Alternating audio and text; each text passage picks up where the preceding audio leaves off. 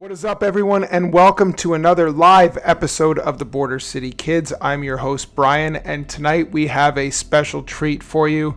This was I guess I didn't really put too much of a commercial towards this, or I didn't give advertisement towards what I was doing tonight, but tonight we have the OG of the Border City Kids joining us live tonight.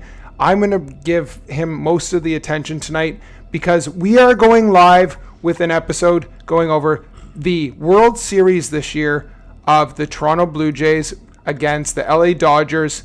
This guy was here live at the Scotiabank Arena for Game 7, and he's going to talk about his experience tonight. And I'm going to bring it over to the one and only Colin, the legend of the Border City Kids. Please welcome him tonight to the Border City Kids podcast. Well, I really appreciate it, Brian. I appreciate being on here today. I think what it comes down to with the Blue Jays this year is I think the one thing that people would talk about is just how it united Canada as a whole. I think throughout the season when they started, they didn't have a whole lot of expectations, not making the playoffs the year before. Once it hit, the end of May, they were starting to upscale a little bit. But I think at the beginning of May, I think they were 26 and 28. They were a little below. Yeah, sorry, they were below. Yeah, they were below. I think people were, they had they saw some names on the roster that honestly not a lot of people knew a lot about, and that's okay. Sure. And then I think the end of May happened, and they kind of in June and July they went on a bit of a hot streak. Yes, that's right. Yeah. And then again by July, I think July on is when people really started to invest. Yeah. Quite a bit. So I know, and as a Detroit Tigers fan, the season was starting out just wonderful. It was. Things for your Tigers, were just great, and for me personally, as a Detroit anything fan right now, you know what? When things start well, they don't end well. And if I remember some of our conversations, I'm like, the Tigers aren't going to make the playoffs, and they stumbled into the playoffs this year, barely even making it. Personally, I don't even think they deserved to make it because they needed tennis rackets to even hit a baseball. But after watching the World Series, I have a great respect for Toronto. I have a great respect for LA, obviously winning.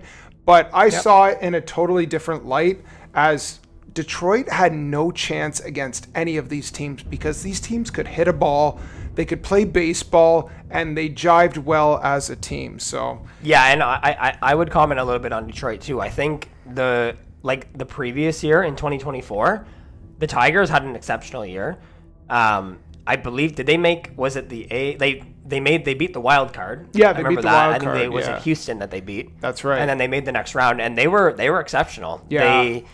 They had some guys on the roster that people knew, but they also had guys on the roster that people were just kind of figuring out. That's right. But they were getting hot at the right time, which is huge. And I think that's so exciting about baseball is, you have the unsung heroes that kind of come through, right? So for sure. Yeah, I agree. I mean, the Tigers ended up squeezing into the playoffs, and them winning the wild card round was exceptional in itself for the second half of the year. They beat Cleveland, but honestly, two good teams. I mean, the Tigers were still a good team. They were good teams, but it didn't even matter because you could see that the Blue Jays, especially, I would say 2/3 of the season, were very steady in how they played. They were hot the whole season. LA was not. Like Milwaukee, right? Milwaukee was the top of the other conference, right? Yeah, and in a way, the LA Dodgers sort of remind me of the Florida Panthers in a way, because the LA Dodgers, they still had a good year. That's not but I think halfway through the year, towards the end of the year, people were thinking, they would have by far the best record in the league because, they have some star players. But I truly think they remind me of the Panthers. They have the star players, but they exceptionally show up in the playoffs. And I think that's what we saw. They know how to perform this year. Yeah. In all the rounds. But I will say that the World Series was closer than I think a lot of people would have expected it to be.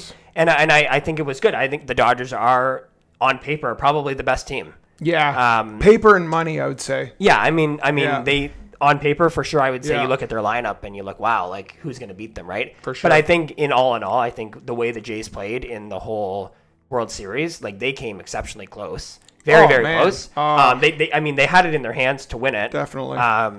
But it was one of the best World Series, I think, probably a top 10 World Series in all of history. As a third party, say. I would say it was one of the top World Series that have, especially going into extra innings in Game 7.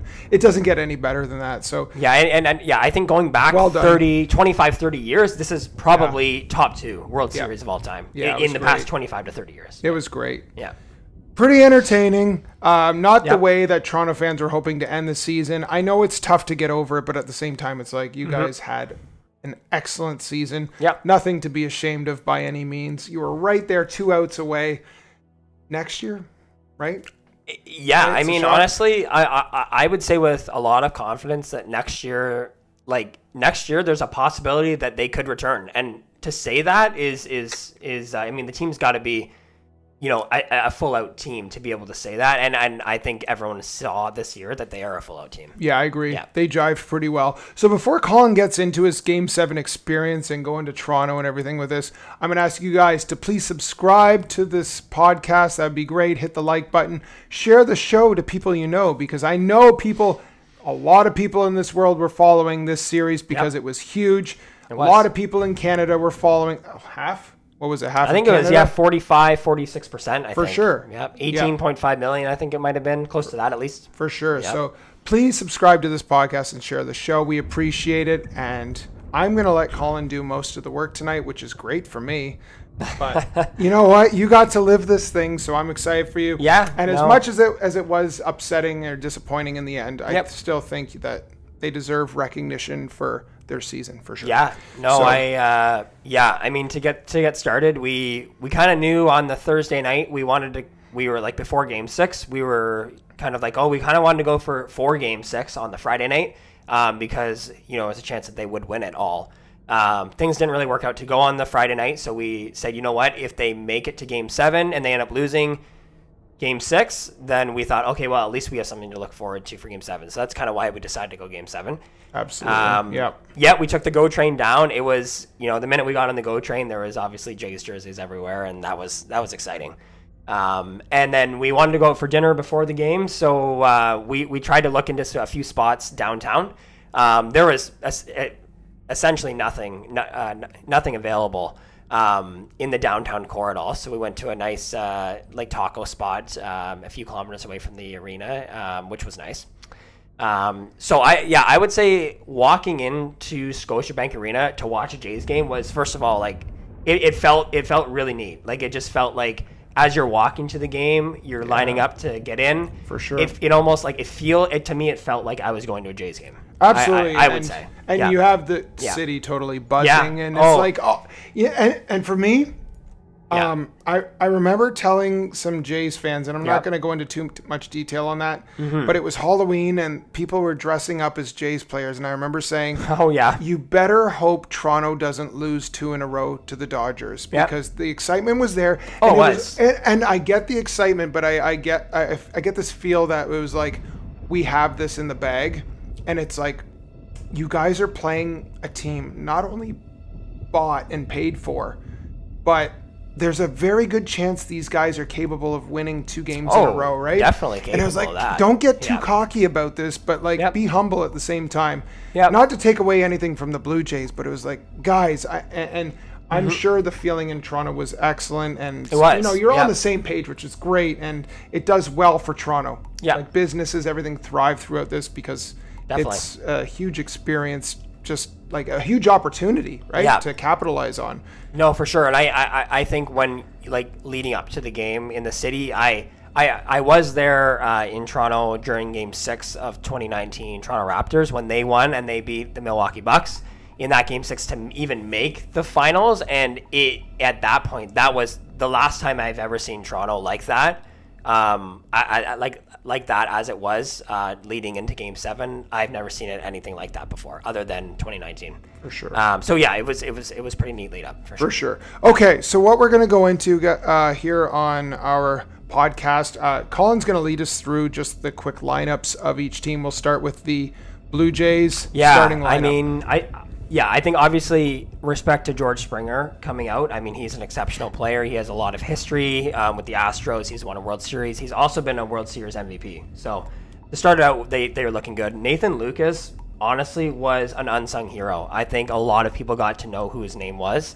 And he just came up with timely hits, and he was just a really solid player. Yeah, I personally never heard of him actually before this, but I don't follow this team, so I wouldn't know. But I got to know these guys over a couple games because it got really intense towards the end. It did. Yeah. Solid lineup. Yeah, I mean, obviously, like incredible. having Vladdy had one of the best postseason experiences of all time with his average, his home runs, his hitting, things like that. Home runs. Yeah, I think he ended up with 8, I believe. Seven or eight. Seven or eight, for sure. But his average being over 400 for that many games is quite exceptional. Yeah. Obviously, Bo Bichette, having him back, not at 100%, was still huge. I mean, I think if the guy can bat for you, you have to put him in the lineup. And the guy still cooked. And he did. He was cooking. Addison Barger, also someone who came up, I believe he started with the Jays in the previous season, played some games, had some good games, but didn't play like full time. When he got up here full time, wow! Like what a left-handed bat to have in your lineup, and he also has one of the fastest arms in the league. Yeah, he has a cannon. Yeah, has a cannon. I mean, I don't think anyone can say enough about Alejandro Kirk. He was, I would say, like obviously Cal Raleigh had one of the best catcher experiences of a season of all time. But other than him, I think Alejandro Kirk was probably your second best catcher from this season. And then if you look at the bottom of the lineup, the one thing I'll say about the bottom of the lineup is all postseason, these were the guys who got it going for us. For sure. Varsho, Jimenez, these were the guys. And even Barger at points when he was lower in the lineup at times. Yeah. These were the guys that got it started for the top of the lineup. Clement, I mean, incredible. Yeah, and again, another name that probably not a lot of people knew about outside of Canada. And everyone surely knows who he is now. Yeah. Well done. And then I mean, if you look at the Dodgers lineup, we'll check that out. I think, and you look at the Dodgers lineup, like right from the get-go, there he is. Right? I mean, it's kind of self-explanatory. Obviously, Shohei Ohtani, like he's the best player in the world, and I think most people can agree with that. Yep. The guy can pitch. He's a top probably 10 pitcher in the league. Yeah. Personally, for me though, before this game started, when I heard that he was starting, I was like, you guys are going to lose this game. They were hitting him well in game 2 or 3? I believe it was game 3. They were on him, and how long did he last? Game 3, I believe. It's when Vladdy hit the home run off. Or was it 4? It might have been game 4. It was early, I know that. It was earlier on. But they were on him. They were. And I knew this was a bad choice, but he did not really do too much in game 7. I mean, game 7, he got pulled early in the game. Like he let up 3 runs. Yeah. I mean, he only let up 3 runs, but I think it was through 2.5 or 3 innings. Which is honestly, that's terrible for a game 7. Yeah, I mean, but if you look at their lineup, like obviously Ohtani leading out, him being a power hitter and being your number 1 hitter is kind of scary. Yeah. Honestly. You have the famous actor Will Smith in the second spot. and the greatest Canadian right now, Freddie Freeman. I mean, what an exceptional player. Yeah. I don't know him personally, but from what I've seen in the media and seen online, he is just an exceptional person to even know. For sure. Mookie Betts had a bit of a rougher World Series hitting wise, but wasn't I will that say good. he came up clutch in the last couple games. Yeah. His fielding was one of the best shortstops fielding that I've seen in a playoff run. Yeah. And then you look at Muncy. Obviously, he came up with that big hit. I've never seen it. Well, I have seen a ball crush that hard before, but he absolutely dismantled that thing in then eighth inning. Eighth inning, and then Teoscar, obviously, like a lot of lead up. Him, he played on the Jays for had to have been 4 to 5 seasons. Yeah, that's right. Close to it. And he was loved in Toronto. He was a great player for us. Lots of good things to say about Teoscar. So I know that he was excited. Definitely. For this series. And then the bottom of their lineup, I mean, Tommy Edman had a couple hits. Kike Hernandez, I think he is now the leading Dodger in playoff appearances. Yeah.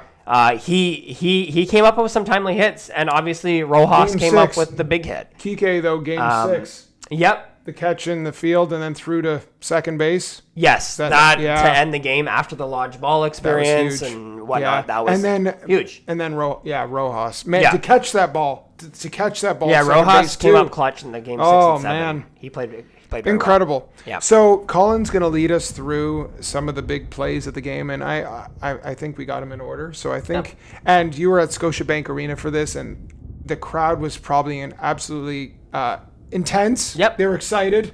Very. And especially with the way the game was going, it was over. For sure. It should have been over.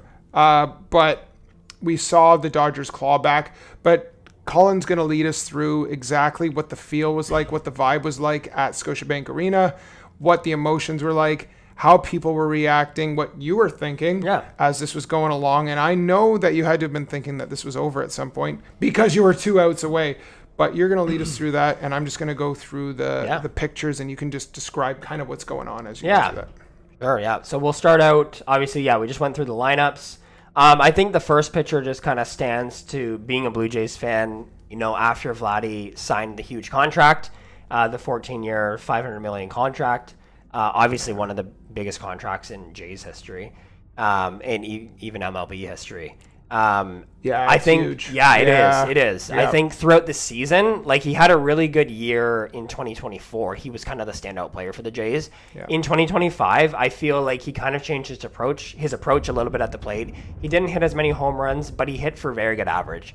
And I think it all matters that he was just trying to hit the ball for hits instead of trying to hit it out of the park, right? For sure. But in all, I can't say enough good things about Vladdy being a leader on the team.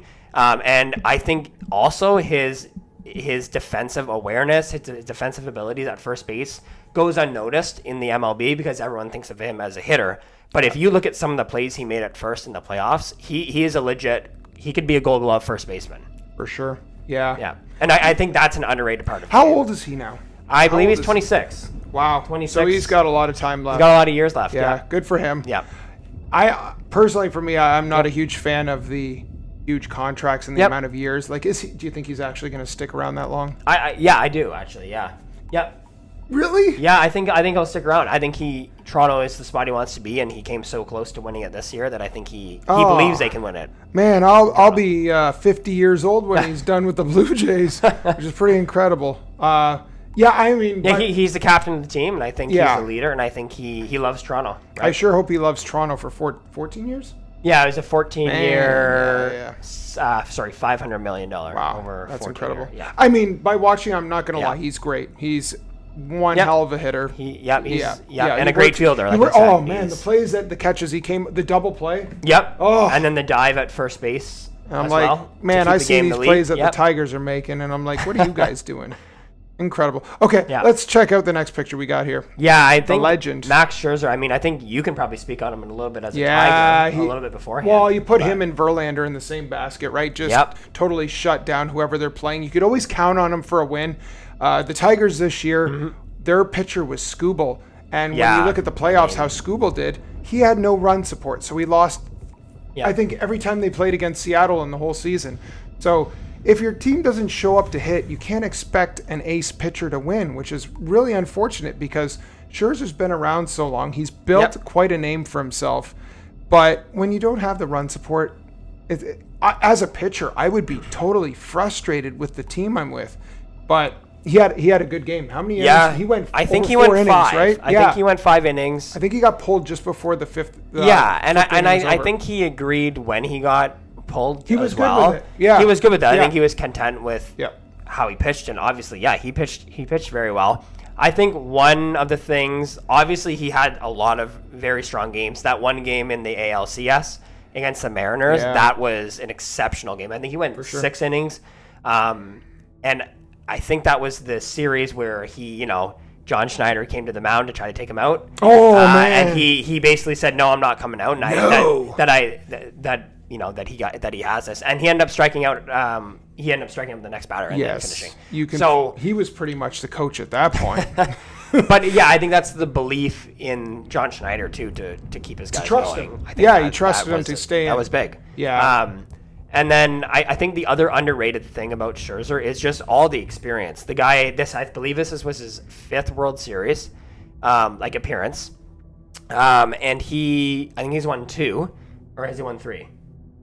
It's definitely 2. I believe it's 2. You have to check that one out. Yeah, I believe it's 2. But Yep. I think it's just the experience of the Who did he roller do it? coaster. Was it Washington? Washington, and Texas. That's what it was in 2023. Oh, yeah, Texas. So That's I think it's just like I think obviously he's still a great pitcher. Yeah. But I think it also speaks to the clubhouse presence of him and all of his experience for a relatively younger Blue Jays team. Yeah. Not young, but younger, I would say. But he still Jays got along team. with everyone. And and I think teammate. his mentality, everyone could come to him. Yeah. I think for especially the pitchers. Yeah, Savage is one of them, right? Yeah. So yeah, he's got some words of wisdom, man. not He had enough good things about 41, Scherzer. man. Yeah. And look at those eyes. Those eyes always.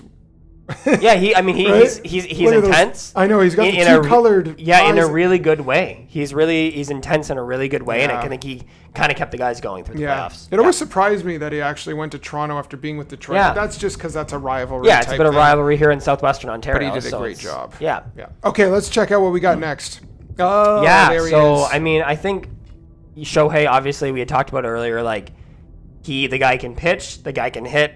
Probably the best overall hitter, I would say, in the league. Yes. If you're looking at power, average, consistency, Yeah. things like that. And he put up one of the best recorded MLB games by pitching and hitting, didn't he? Have Yeah, he did. What was it? He pitched and then he had like 2 or 3 home runs. Yeah, and I then believe it was 3. game 4. 3 home runs. Mm-hmm. Yeah. Yeah, game 4 of the ALCS against Milwaukee. Yeah, that's right. I think it was 3 home runs, and he pitched 6 innings. I think Wild. he put close to 10 strikeouts. Yeah. Yeah, so obviously, like when they named him to come on the mound for Game 7, I think, you're like, wow, like this is going to be tough, just like it was in Game 6. But I think that they actually got to him a little bit. And honestly, for me, it felt like it was a bad choice to put him on. I don't know why, but I just remembered how well they were on to him. Mm-hmm. And they were on to him in Game 7. Yeah, and I think they announced before Game 7 that he would be pitching in Game 7 at some point, but they didn't know whether he'd be relieving, starting, or closing. So they ended up starting him. I mean, you use everything you got when it's Oh, Game yeah, 7. your You're last- not playing again, so you your can last throw chance, it. Yep, right? Yep. That's exactly what you got. Okay. Well, I'm going to let you talk about this moment because Yeah. I'm sure this is memorable. I think when we were inside the arena there, I was personally, Bichette is personally my favorite Blue Jay. I think he's been my favorite Blue Jay for definitely like a good chunk of the years he's been on the team. This year he had an exceptional year. He batted, I think it was 311, 18 home runs, 94 RBIs. He like up until he got injured in New York in early September. I think he actually ended up being 181 hits as well in the season, and he didn't even barely play in September, which is really incredible. So he was looking at 200 plus hits throughout the season. He, at this moment, so I was wearing the Bichette jersey. I felt super proud. When he hit this home run, I think right the sound that he hit it off at, that ball was gone. And I think everyone in the arena, everyone in Rogers Center, everyone watching TV, the way he swung it, you knew it went dead center field. Oh, right away. It was right the deepest away. part of the ballpark, and it hit the second deck of the ballpark. He clobbered it, man. It was great. Yeah, and I think that home run, I know that people are giving kind of comparisons to Springer's home run in Game 7. Yes, that's right. That was one of the biggest home runs in Jays history, too, to send them to the World Series. And I feel like it would have been one of the biggest hits in Jays history if they would have held on to win. Yeah, right? I think at the time, because Bautista's home run, everyone knew it was gone. For sure. Bichette's also, everyone knew it was gone, and it kind of gave me a similar vibe to the slow walk. As well. Exactly. Like both of them did that. Yeah. You felt that the game was over, in my opinion. Both were like they were giving the Jays a lead. So, and we don't know at this point, that may have been his last best swing for the Jays. Potentially. He's a free agent. You think so? You think he's actually I think he is going. I think he will sign with the Jays after everything that happened this year. I'd hope so. But again, nothing more than good words to say about Bo. I think sure. And the last thing I'd like to say about him is that he is a regular shortstop, and he went into playing second base. Yes. And that's not as easy as it sounds to do. Yes. Especially after coming off the injury. That's right. And we got a comment here saying the Blue Jays definitely made Canada proud. Yep. Yes. 100%. 100% proud. Yes. 100%. We got a couple other comments saying Vladdy and Bichette, just kind of repeating the name. There's not much substance to that comment. But thanks for commenting on the show. Yeah, no. Bichette, yeah, Yes. I think that that comment is right, though, about sure. making Canada proud. Yes. Yeah. Okay, we are going to take a look at the next one. And this Yeah, one I follows think up. that kind of speaks Yeah. as to what I was saying earlier about the walk. He knew it was gone. Shohei knew it was gone. I was going to say, look at Otani's face Yeah, there. I think everyone knew it was gone. To go up 3-0 right away, I think that was the third inning. Yeah. Yeah, I mean, I thought that it was over. I thought it was done. I think at that point the game was long from over, but I still think that gave us a really good start. For sure. For sure. Okay. It was electric. It was electric, and I think that the happiest moment during the game was that hit. For sure. For people in Scotiabank Arena. Yeah. Yes. Okay. And this was just after The celebration he walked. after. Yeah, exactly. And I think knowing that those two grew up in the minors together and came all the way up through the ranks together, obviously the two better hitters on the team. Yeah. It's really nice. And they were firing the place up. Like those are your go-to guys Those are your on the go-to Blue guys. Jays, and For sure. The crowd was intense. Oh, yeah. And Yep. so during this point at Scotiabank Arena, I guess, what was the feel like at this point? Oh, it was rocking. Essentially, it was rocking. And how many people were actually at Scotiabank Arena right now? I would say, I know that the arena fits close to 20,000, but there was a few empty rows close to the floor because they had the Raptors floor out at the time. So I don't think they wanted people too close. I bet you there was 17-ish thousand there. Okay, wow, that's great. Yeah. Yeah, Just for a watch party too. That's sweet. Yeah, Pretty cool. Yeah, And it didn't even really matter where you sat Yeah. either because they had it on the jumbotron. Yes. Yeah, you could kind of see from every angle. Yes. Which is nice. So there was an interesting moment during this Game 7 that you rarely see, and I honestly didn't think this would happen, but unfortunately this had to happen, and we saw a couple inside pitches that led to this, and I'll let you go ahead and explain that. I think when I was watching it live, the first pitch came inside. That's okay. I mean, it happens. Yeah. The second pitch came inside, and then I know that Jimenez kind of reacted a little bit. What do you mean? I'm going to yawn quick. Anyways. I had to do a quick yawn. No. What do you mean by they reacted, though? I think Jimenez... I've seen the video on a bit of this. a reaction, but... What do you mean by reaction, though? I'm just curious. I just think the flinch after he almost got hit the second time, the flinch away, when I watched it back again... Yeah. He almost got hit, and I know people are trying to say, maybe he was trying to get hit.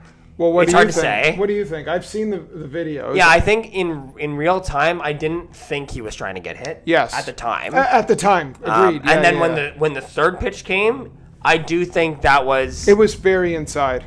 Oh, yeah. Right? I think... I don't think... Yeah. As much as he may have wanted to sell it, I think it was inside. It wasn't like a strike or anything. No, it definitely wasn't a strike. Yeah, it was inside. So, when he got hit, I think everyone at Scotiabank was actually sitting down before he got hit. The first two pitches, people were like, whoa, Yeah. But when he eventually got hit, that was one of the moments where everyone stood up because the bench is cleared. I saw the reaction. Well, yeah. I watched a video before you were over here, and he goes into detail on this specific player, Jimenez. Yeah. Jimenez. Yeah, Jimenez. And I guess he has a history of leaning I didn't know that. Didn't know that. And I thought this was pretty interesting because he's done this tons of times.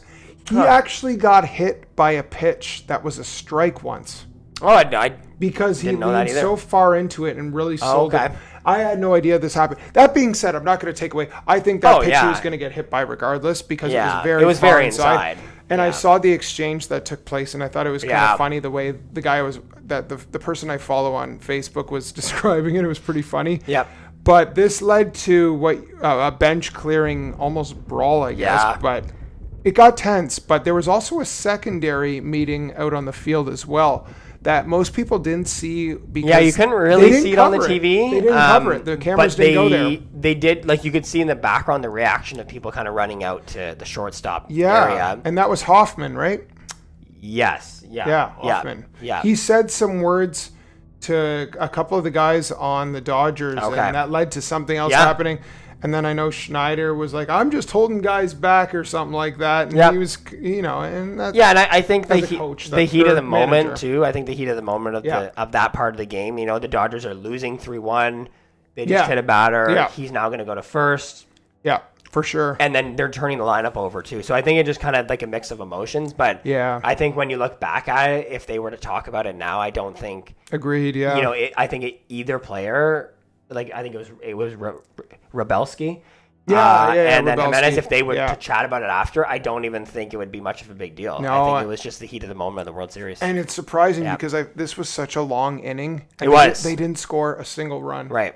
Yeah. Which obviously the game's already 3-1. Well, they had a line drive out to the field and it was caught, but they had a runner run in, right? That's what happened here. Yeah. It was a great catch. Yeah. Who caught that? I can't remember. Yeah. Do you remember? I can't remember that one. It was a great catch in the field, but anyways, to see a benches clearing brawl in Game 7 is very rare. I mean, there's a lot of rare things in this series, like the 18-inning game, too. Yeah. But that really got the crowd going at Scotiabank, for sure. For sure. So this was the run that gave Toronto... The 4-2 lead. Yeah, the 4-2 lead. Yeah. I mean, Ernie Clement, I think we start out saying that I don't think many people knew who he was before this season. The other thing is he also set an MLB postseason record for 30 hits. Like 30 hits in a postseason is huge. He also batted over 400. That's crazy. And he has some pop in his bat. He hits just great line drive singles, but he can hit some doubles. He's hit some pretty clutch home runs throughout the year too. For sure.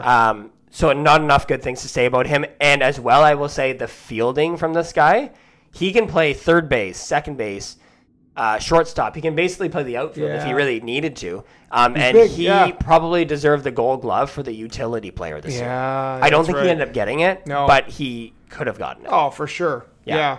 And then obviously, like the slide, the emotion that he's showing at that point in the game, it's You're later in the game. Right? You hope that you can hang. That was a big win, and I think the slide that he did kind of showed the confidence that the Jays had too. Yeah, right? It's like this. And I think for good reason. I think the Jays were deserved to have that confidence. Yeah, for sure. Okay, let's move on here.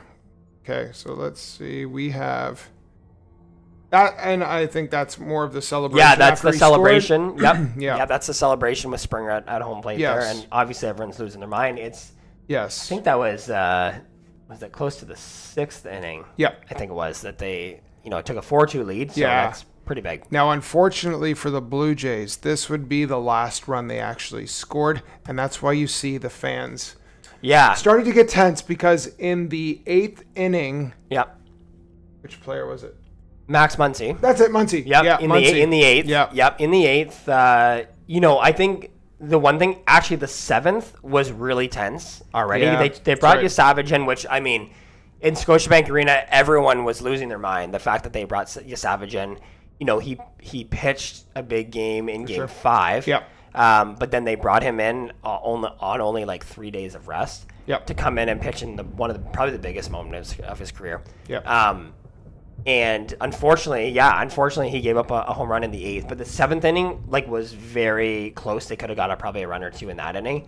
He got out of it. So I think in the end, you have to send him back there in the 8th inning. That's what I don't think that's a decision you make, and you live with agree. the fact that they hit a home run off of him. I don't think you can take him out in the 8th. I agree. I think you leave him in, right, to try and close it. Get as close as you can to the end. Yeah, because even actually people at Scotiabank, when he got out of the 7th, people said let him pitch the rest of the game. Yes, because he has the ability to do that, being a starting pitcher for sure. But yeah, when Muncy hit that home run, I mean that ball was gone off the bat, for sure. And it really went silent for most of that rest of that inning. But then people were confident that we were still winning after 8 innings. I mean, you're still up 1 run, which is absolutely huge because usually your pitchers are shut down when it comes to that. Usually they can come in. Yeah, but he had a 7th inning that was hard to pitch. He didn't give up any runs. He gave up 1 in the 8th, and he bounced back.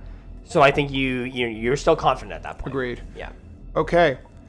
Before we move on to this, we're just going to take a couple-minute break, and we will be right back to finish this one off. We're going to get into the 9th inning, which is when things start to get a little interesting. So we will be right back.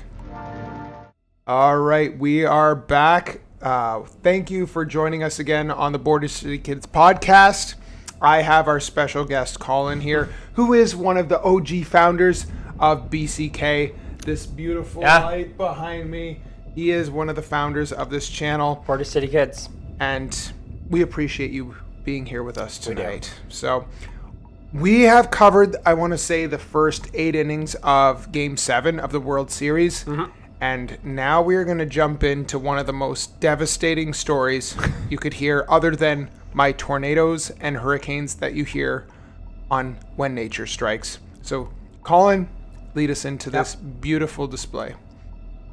Yeah, I mean, I think when the 9th inning started, I think a lot of people were confident. Everyone was standing, everyone was clapping. You know, you felt good. The fact you got out of the 8th inning the way you did, still leading, and then you get into the 9th inning, they had their 8, 9, and 1 hitter up. I think right away, honestly, and no discredit to the Dodgers at all, but I think everyone in the arena, all they were caring about and all they were looking at was the third guy up in the inning. Three outs. Was Shohei. 3 outs and Ohtani. Yep. Like, I think everyone was worried about when he comes up. It was almost the assumption that they would just get the first 2 out. I think that was the assumption, that just how the game had played out and whatnot. So they got the first out. And let's go into this. And this is the guy right here, Miguel Rojas. So he actually didn't even play all of the World Series. I think he only definitely played Game 6 and 7. I can't remember now if he played Game 5. Yeah, he didn't play too much. No, he only played Game 6 and 7. I think it was maybe Game 5. Yeah. But honestly, like, veteran player, and it almost seemed like when they put him in the lineup, their team kind of changed. Like, when they won Game 6 and they won Game 7, he had a veteran presence to him I think kind of rounded and kind of calmed down their team a little bit. So when he came up, I think they were even it may have even been 0-2 count as well that they had on him. I'm trying to remember now. Strikes. I think they had 2 strikes. Sure. I can't remember if it was 1-2, 2-2. Yeah, I want to say it was 2-2, but I might be maybe wrong. It was. I definitely 2 strikes for sure. Yeah. But I know Buck Martinez was out there, and he was calling the play, and he was like, "Oh, well, I think they're gonna go for a 3rd strike on Rojas." So they gave him a good pitch, and then he hit it out. He hit it out again. Yeah, I think crazy. I think he, like, off the bat, I think he hit it. Obviously, hit it out, and you knew it was a good hit, but it almost didn't seem to me like it was gonna get out. Like, at first instincts, I thought he was gonna rip it off the wall. I thought he was going off the wall. In the corner, and it'd be a double, which still would have been, like, good for them. But when it went out, I will say, when it went out, though, like obviously you saw what you saw on TV and the reaction, but being inside the Scotiabank Arena, everyone was standing, like, when this happened, because everyone was assuming they were ready to celebrate. You thought it was over, and I agree, right? The game's over, and I people were feeling really good about it all for sure. But I think, like, when it went over the wall, it just went dead silent in that arena. People were sat down who were standing. People who were sitting literally stood up. People had their hands on their heads, the caps over their faces. Yeah. People were honestly just shell-shocked. I was personally shell-shocked. See the number 9 hitter, Rojas, get that home run, I wasn't even thinking about him. Honestly, I was thinking about Ohtani coming up next. Well, Rojas has never hit a home run off a right-handed pitcher the entire ball season. Yeah, that's what I heard. So talk about timing. Oh. Yeah, I mean. Now, you were telling me about an experience you had with someone sitting very close to you. And I think our audience really wants to hear what was involved. I think it was when the Jays got their 4th run. We'll kind of run back a little bit here, but when the Jays got their 4th run and Clement had the fanatic slide, as you will call it, I did get a bit of a shoulder rub from another Toronto fan. I think everyone was just so in the moment about what was happening. Right. Yeah. People were jumping up and down, flailing their fists, things like that. Colin got a shiatsu massage, and it was quite something. So. Yeah, no, it just kind of just speaks to, like, the culture and how it brought everyone together. Giving out massages, but just the culture of the Toronto environment, I guess, at the time. Rubbing those things. Yeah. So, but Rojas, though, for sure, he, I mean, just even, I think we get into it here very soon, but even just his defensive plays, but obviously that home run kind of stunned. It stunned everyone. I don't even think the Dodger fans thought this was going to happen. Yeah. So they tied the game up. The tied the inning game. ended. Nothing else happened. It's tied. We're going into the bottom of the ninth. Bottom of the ninth was a story. And Toronto starts to cook again. Yeah. And They've been cooking all year. They've been the comeback kids all year. I was bracing myself because Yeah. I'm like, this game is over. They need not even a base hit, just a pop They just fly needed to the a field. sac fly. Just Yep. put it out there somewhere. Yep. So I'm on the edge of my seat, and I'm going to let you describe what this picture shows. I think this picture here, this is going to go down. This will be shown for years and years and years, especially if the Jays do not win the World Series in the next year or two, or the next 30 years. For sure. It could happen. Yeah. Right? Oh, you never know. So right? I think if they don't win it soon enough, this picture will probably haunt the Jays fans and things like that. Not that it's Kiner Falefa's fault at all. It's not his fault at all. But I just think that the picture in general, just knowing how close they were, will probably haunt inches. Fans. But to speak on this picture, Varsho is a pretty good fly ball hitter. Yep. So I was pretty confident at the time. 1 out, I was like, Varsho's up. I could see this guy putting it into the outfield. You have a decently fast guy at third. Because I think they actually pinch runned him too. Yeah, kind of flat they did. in the ninth. Yeah, so, they did. So they already brought him in specifically for running. I was fairly confident that we were probably going to get this run. I think a lot of people in the building had that vibe. A lot of people at TV. Sorry, the bases were loaded, right? They had first and third. You sure? Yep, first and third. I thought the bases were loaded and he hit a ball to So they had bases second loaded base. later in the game, in the 10th inning, the 10th inning, and they didn't score. I thought the bases were loaded because he ran to home because it was a forced play. Oh, you might be right. Yeah, he didn't tag him. Yes, you're right. You're right. So you're right. It is. Yeah, no, you're right. It is bases loaded in the 9th. Yeah. It was bases loaded. Yeah, yes, bases were loaded. Yeah. Sorry, it was first and third in the 11th. That's right. That's right. Yeah. Yes, yeah. bases loaded. Oh, yeah, you're right. Yeah, you're right. That's right. Yep. Bases loaded in the 9th. So yeah, I mean, I think everyone was confident. And this specific hit went to Rojas. Yeah, and if you watch the replay really slowly, a really good pick because I mean, Varsho still hit the ball pretty well. Yeah. But he got the ball and then he almost lost his balance. I don't know if you watched the replay. Honestly, Rojas for me, I thought he was going for a double play. It almost looked like I think he went, and then I thought he was like, that ain't there. Yeah. And then he's like, oh, God, I have to throw this home or else this or game's over. Or else it's over. Yeah. And he kind of almost like he double clutched a little bit, but he kind of like got the ball gathered, was going to throw it, and then kind of like leaned back a little bit as if he lost his balance a little bit. Just obviously after all the replays that were going on, he did get him out.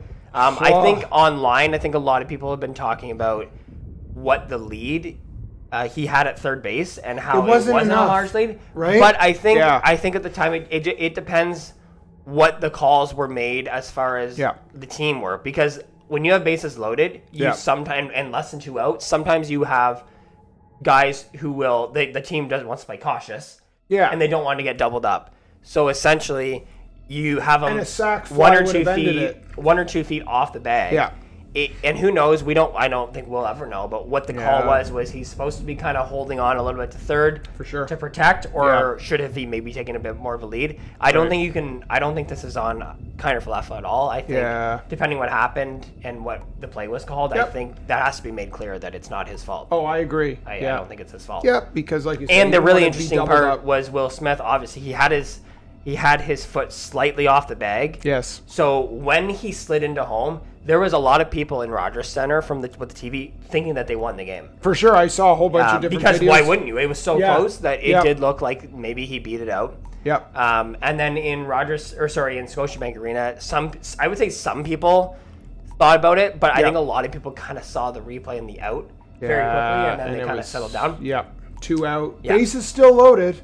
Yep, base still loaded. After that, we have one more chance.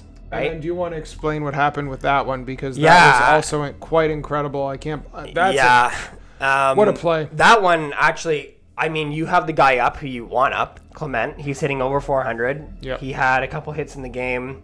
Just solid base hits, like line drive base hits throughout the game. Yep, there he is. And so when he hit the ball, honestly, the vibe in the arena was that it was just going to be a fly ball out. I thought it was a home run. So to me and a lot of others, it almost looked like he wasn't going to hit it deep enough to where he even got it. Yeah. The way it came off the bat. And then you saw Kike Hernandez. He kept running back. For some reason, he was playing him shallow. Yeah. But I think I know why he was playing him shallow in a way. Yeah. Because if it was a blue pit, he would rather have to run towards the ball than run back towards the ball like they ended up doing. Yeah. But Hernandez is the player from Game 6 who came up with the big catch and throw to second base and that ended Game 6 for the win. Yep, and that would be in right field too. Yeah. So, yeah, he was and the minute the ball was hit, I wasn't like, oh, I don't know if that's deep enough.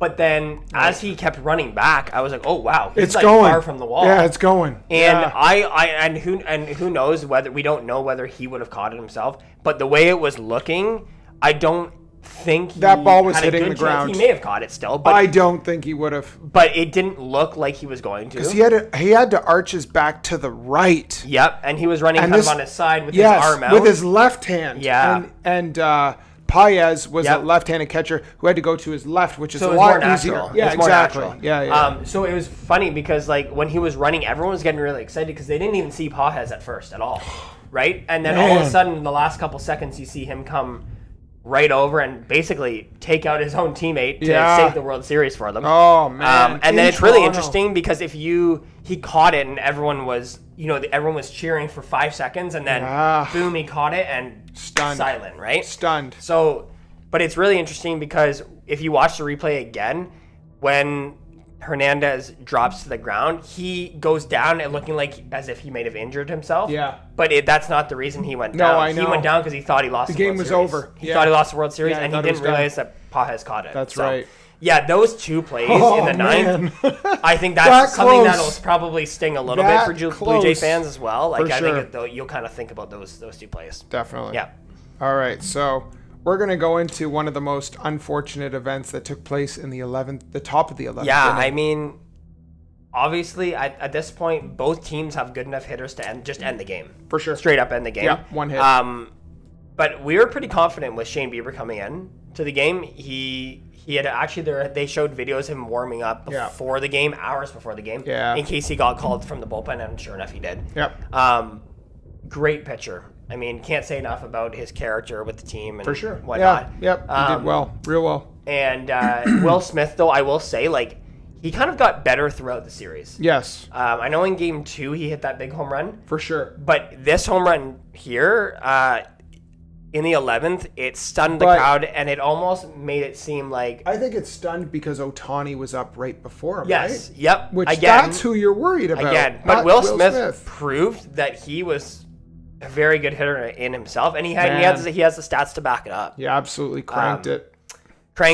So let me ask you, because, he hit the home run. What was the feel like at Scotiabank? I think it was when you saw this? Dreadful. I would say dreadful. That's when he hit it, because everyone's waiting. Because the other thing is, you're going into the 11th inning. The game, it's getting close to 12 o'clock at this point. People have been there since 7. People got there, an hour before. Yeah. And everything, all the emotions that had happened throughout the game. I think at that point, he hits the home run, and then you're like, wow, we literally have one more chance, and this season's over.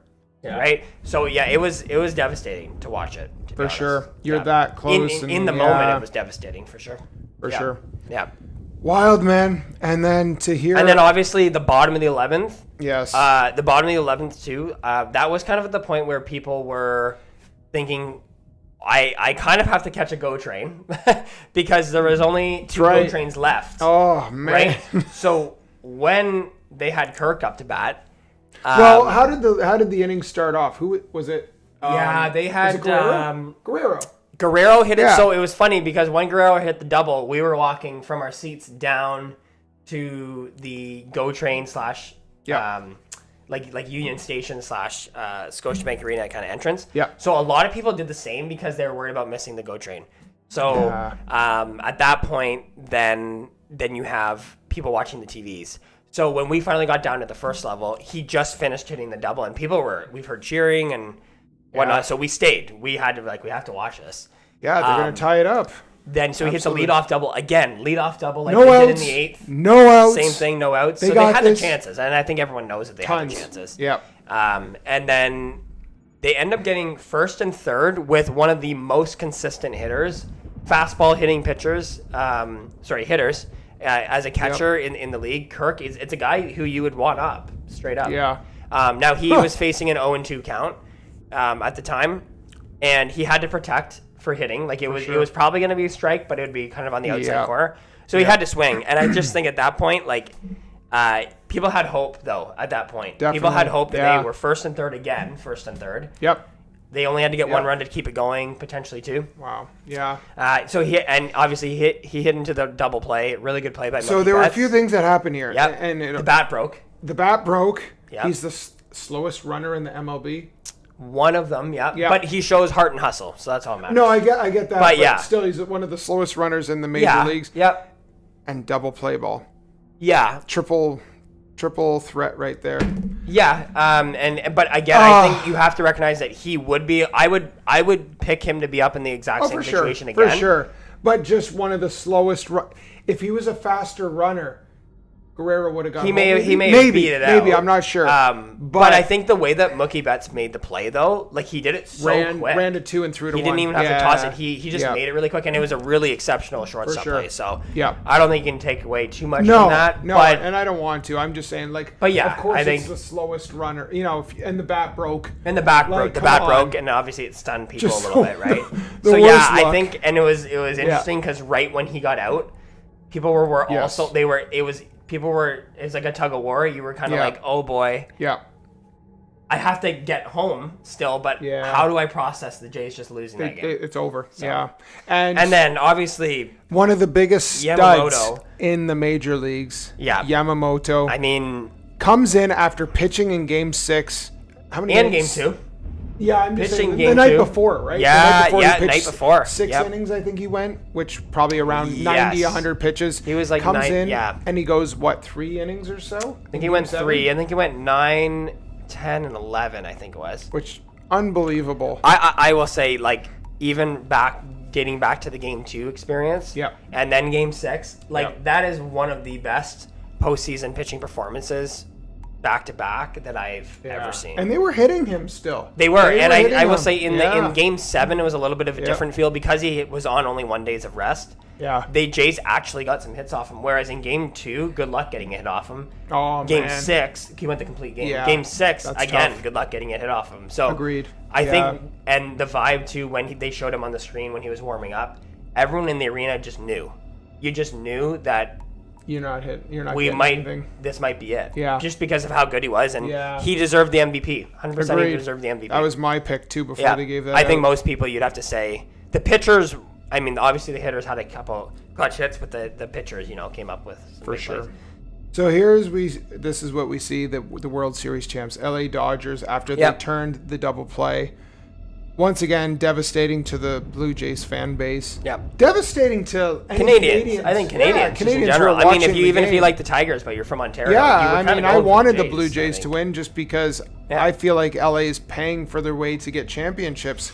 And they were 2 outs away, guys. The Jays were 2 outs away, yep. Why does this have to happen all the time? But I knew as soon as Muncy, I think it was, hit his home run. In the 8th, Yeah, in the 8th inning.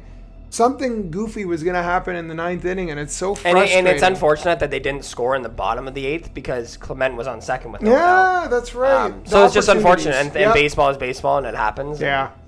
But congratulations again to the Dodgers. I mean, they win back-to-back years. So the first time, I think, since their late 90s, early 2000s, too, that a team has won back-to-back years. Yeah, incredible. Super hard to do. And, I mean, their roster is exceptional. But I will say that the Blue Jays gave them way more of a run for their money than I think a lot of people expected them to. Well, I think we can be honest about that and just say Toronto was the better team and they deserve to win. Yeah, I think as a team, I'm an outsider, so I have no bias towards this whatsoever. Yeah, Toronto had the hits. They did. Had the runs. They had the defense. Overall runs, if you add them up, I'm pretty sure Toronto had more runs throughout the series. They did. Now that doesn't matter because sports are sports. Yeah. But they also had the better defense. They were the more consistent team. Except, I mean, the last 2 games, 6 and 7, the defense was great on both sides. But up to game 5, I'd say they probably had the better defense. For sure. Game 1, though, holy. Yeah. Remember that? Game 1 felt like ages ago. Blowout. Yeah. So I'll let you talk about. And I think Vladdy, this picture is basically talking about how he how he was the last person in the dugout, kind of Yeah. watching the celebration. And it's funny because I've seen things in other sports like this before, and maybe either the next year or a couple of years after, that player actually ends up winning the title after watching another team celebrate. Yeah, and true. those are some iconic moments. So Yep. he's going to be with the team another 14 years. We hope that the Jays can do it again, come this close again next year, if not win it next year. For sure. Yeah. And I think just credit to the Jays for all their consistency all year. They never cared what anyone said in the media about, they didn't make the playoffs last year. They got 5th in the East. They're going up against the Dodgers. They have no chance. had nothing They to lose. They didn't even listen to the outside Right. world, and they just believed in each other. Yep. I agree. And just a collective group of exceptional people and exceptional baseball players. Yep. And I think the one thing that stood out for them was that they were all trying to win for the team and not going for individual stats. Yeah. And I think They wanted that goes to show that a team that you have a couple stars on the team, Yep. but you might not have the biggest flashiest names. I know Vlad Yeah. kind of is, but you might not have Still. the biggest flashiest names. You can still win it. You can still win being a team With a well-rounded team. Yeah. Yep. So I'm really looking forward to next year with the Jays. Yeah, I see what I think happens. a lot of Canadians are. And it'd be an interesting winter to see what happens with signings and things like that. For sure. But Shane Bieber has opted into his contract, so the next guy is Bo, in my Yes. opinion. Yeah. So this picture here just shows Yamamoto winning the MVP award. Obviously, he did because he stepped up and pitched He deserves 3+ innings Yep. after pitching the night before. Yeah, he deserved it. He shut deserved him it. down, and he did what he had to do. In my opinion, he Defense- was probably the primary reason why Honestly- why we didn't win the World Series. For me, So and I know it not for the whole season, but Rojas was huge. he was huge too. He was huge Catch too. at second base the night before. Yeah. The throw out at home. Yeah. And I don't know if you remember, and this has nothing to do with Rojas. Do you remember when Toronto was going to bunt the ball and they smoked a ball at third baseman who was kicked in for the bunt? That was And Muncy. he caught it? Muncy caught That's it. another what if. Right? Like, what if Yep. that ball There's gets plenty fired, what ifs. drops it, and man. There's so many chances, yeah. It- But yeah, I think It's frustrating. Yamamoto, I think without question was the Agreed. MVP for them. at Yeah, least. just a lot of big plays, though, from Hernandez to Rojas hitting Yep. the tying home run. And then the 2 play outs he left. made at shortstop, second Throwing base. home. Yep. Oh man. So I'm gonna let you if you want to summarize the Blue Jays season, because absolutely they deserve the credit for everything they did this season. They outperformed anyone's thoughts or guesses and predictions for how they would do this season. Yeah, they did. And props to them as a Detroit Tigers fan. Well done. Well, that's really good to hear that a Tigers fan would give them the credit for that. So that's really nice to hear. I think looking at that group of guys, I think the Jays haven't had a group of guys like that, and I don't know how long. I was a huge fan of the 2015, 2016 Jays teams that just about made the World Series, and that was a great group of guys. But I don't think I could put into words the type of players I guess we have. In playing for the Jays. I think you have a more cohesive team. I think the cohesiveness players is that gel probably together. the best Yeah. cohesiveness chemistry in the league. I would say at this point, I think they kind of showed that. For sure. But they won the AL pennant, and I think that's something to be proud of. Yeah. They're in the toughest division in my opinion in baseball. I think the AL East is the toughest division. I know some of the NL ones are also tough. But I think the AL East is You got New York the and toughest. Boston, right? And That's- even Tampa can be good Tampa, sometimes. yeah. And Baltimore Yeah. randomly will have a good year. So they're tough to play. Yeah. But yeah, I think it just Great makes people, I think at the grand scheme of it is, you're kind of sad that all of this has ended, and you're sad for them because I think they did deserve to win. Yeah. But I think you have to think about the expectations going into the season and how they exceeded those, and how you just have to be a proud Canadian, and you can't be mad at the Jays. For sure. You can't be. Yeah. So, looking forward to next year. Looking forward to next year. Yeah. Colin's looking forward to the Maple Leafs now to see what happens this Yep, year. we'll Might see what not be happens the this year. same, but they're doing all right. They picked it up a They'll be- little bit. Yeah, here I think in they'll this be week fine. they picked it up. Yeah. I think maybe not the same as last year, but things happen in the playoffs. They could go for a run. Yep. I mean, we're only in November, so you never know what happens. That's right. Yep. So I am going to thank you for joining us tonight on the Border City Kids. I'm going to thank Colin here. Oh, well, I want to Okay. thank you, Brian, for Come on. having me on the podcast tonight, and it was really great being back on here. Yeah? Talking about something that I love, so. We're talking about the two OGs on the Border City OGs. Kids. Colin's going to make his Yeah. appearance whenever he can if Yep. he's around. The distance right now is it makes it tough. Yeah, it makes it really tough to actually get this going. Personally, for me, I'm still covering hurricanes. I'm still covering tornadoes, natural disasters. Topics. It's a lot of work to do on my own. I'm going to tell you that. To come out with these episodes that come out every Friday, to do my lives every Thursday night, and now I'm going live every weekend. That's a lot of work. Yeah. On top of what else, my other job that I got going on right now, it's very difficult to do. And just life in general. But I got to tell you, it's not like a hardship on me by any means. It's my hobby, so I actually like doing it. I've never done video before like this. When we first came out with this idea, it was in a living room or a dining room. In Ingersoll, Ontario. In the Saul of Ontario. Yeah. And the idea was to run a podcast, and our idea, and it was it mostly yours or mostly mine? I think it was a bit mutual? of both. I think it was mutual. I'd say 50-50-ish. Yep. Was to start a podcast. Yep. And I've never done video before, but I look at how far this has come around. Oh, this has come a long way. And I'm looking at the screen right now just to see what our video actually looks like, our feed looks like on YouTube. Now, I know I'm not really doing TikTok or anything else right now because it's just too much. But if you're here and you're joining in on our episodes and you're if you're subscribing, if you're liking, if you're giving suggestions on future episodes for me to cover, I greatly appreciate that. If you want to see Colin in more of these episodes, let him know in the comments, and we'll try and get him here as much as we can because I know he's more into the sports than anything here. But we appreciate you being here tonight. And on that note, I'm going to tell you I will be back Thursday for another live episode. Not sure what storm I'm going to cover, but we will have another episode out Friday. Thanks for being here. Enjoy your weekend, guys. Have a good night. We will see you later.